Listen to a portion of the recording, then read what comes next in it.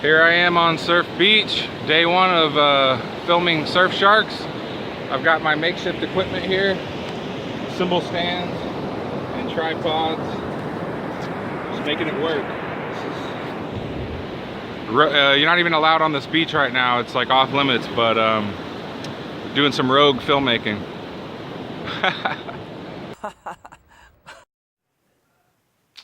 The making of shower sharks continues.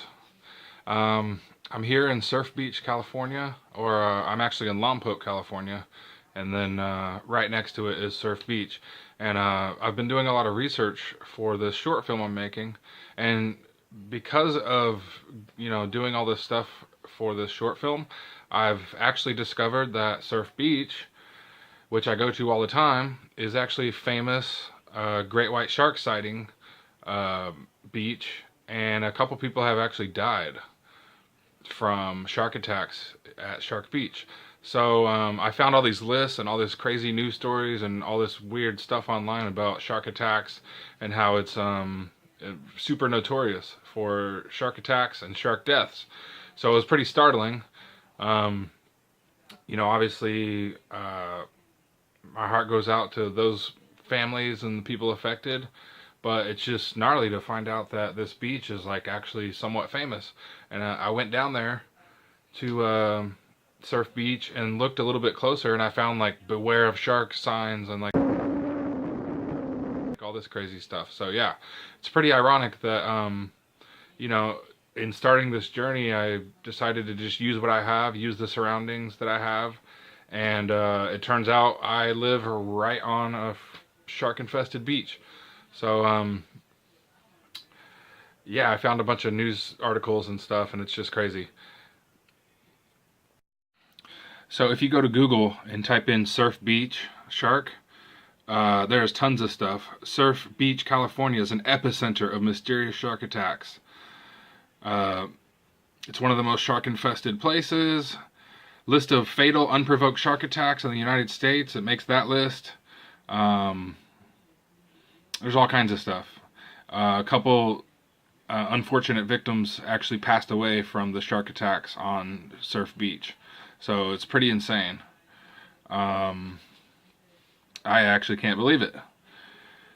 So this is what I've learned through doing research for this film and by going to Surf Beach and everything.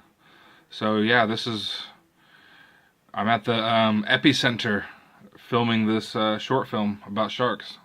Go figure. As you know, I've been doing research and have kind of been prepping and learning and kind of priming myself to do this film. I've never shot a film before. Now, I guess one thing to keep in mind is that like this isn't some high budget like Hollywood film or something. This is just a short film, and anybody can make a short film. You can make a film or a movie on your camera. I mean, on your phone these days. It takes nothing. So yeah, this is super low budget. It's supposed to be funny. It's supposed to be shitty. I mean, I want to make it as good as possible just for the learning process of it all. I mean, who knows? Maybe I can make it good enough to submit to some like short film horror fests or something. But basically, I'm just doing this as a learning process. And my goal was to come up with a story, write a script, and carry it out all the way to a finished product. I just want to see if I can storytell through video and make a story that I come up with in my head and that I type out in a script come to life on camera and actually go through all of the motions and steps that it takes to get a finished product. That's all this is. It's just a way to learn and a way to get something on film, because, you know, it's something I've always wanted to do, but I just never went through the steps to actually make it happen. So I've got everything I need, I think, now. I've been going to the beach and doing test shots and working with the camera and figuring out what the best plan of action is.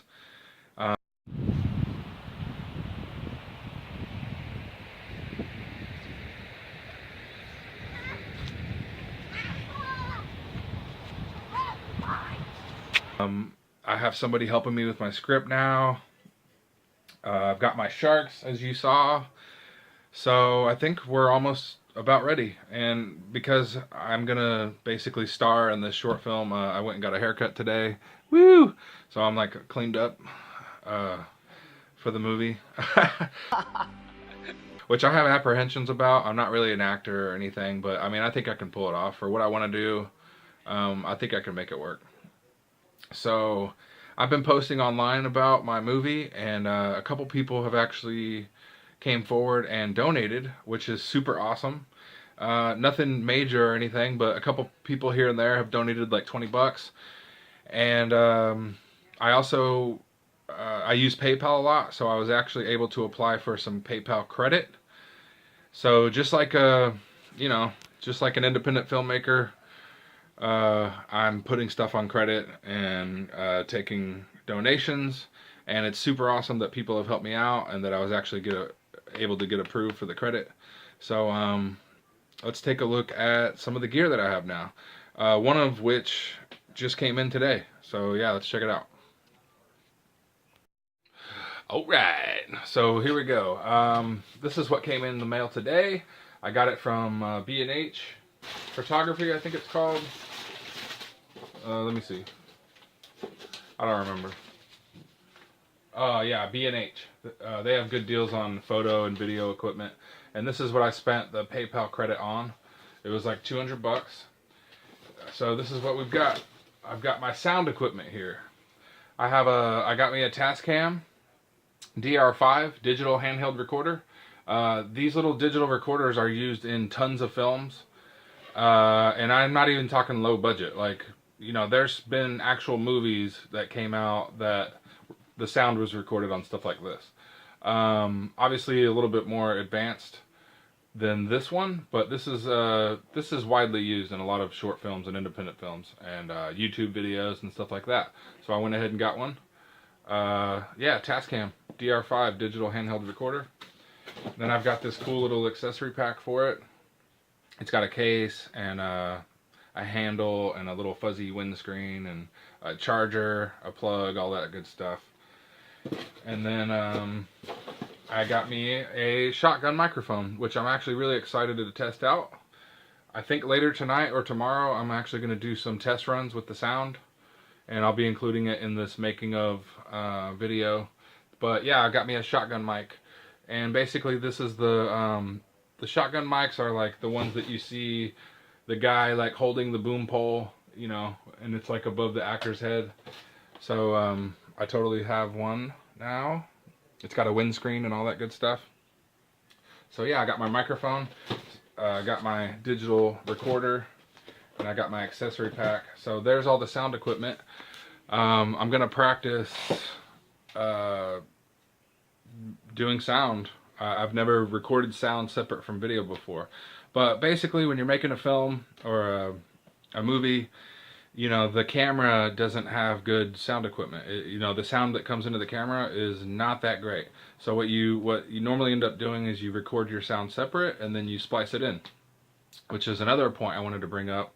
You know, whenever they do the little clacker, the little clapper, you know, action, clap. They're doing that a lot of times so they know what take is good and all that, and what film to use ultimately.